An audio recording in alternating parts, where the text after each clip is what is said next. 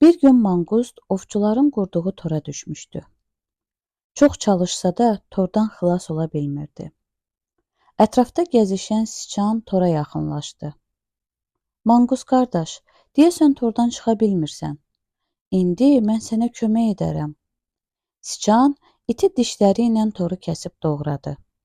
Tordan canını qurtaran manqust siçana təşəkkür etdi. Mənə etdiyin yaxşılığı heç vaxt unutmayacağam. Əgər çətinliyə düşsən, bil ki, sənə kömək edəcək bir dostum var. Bu hadisədən xeyli vaxt keçmişdi. Mar adlı qəddar ilan siçanın yuvasına dadanmışdı.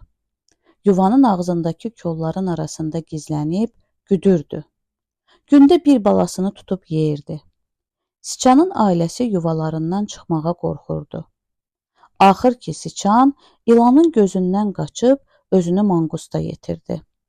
Bütün olanları ona danışdı. Manqust zəhərli marı yaxşı tanıyırdı. Acgözün, qəddarın biri idi. Manqust dostuna köməyə gəldi. Kənarda gizlənib marı güdməyə başladı. Mar elə kolların arası ilə sürünüb siçana hücum etmək istəyirdi ki, manqust atılıb onu tutdu. Manqustu görən marın gözləri qorxudan böyüdü.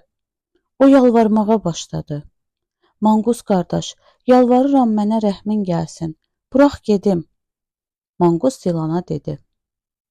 Səni bir şərtlə buraxaram ki, bir daha heç bir heyvana yaxın getməyəsən. O gündən sonra mar meşədəki heyvanlardan uzaq gəzdi. Heç kimə dəyib dolaşmadı.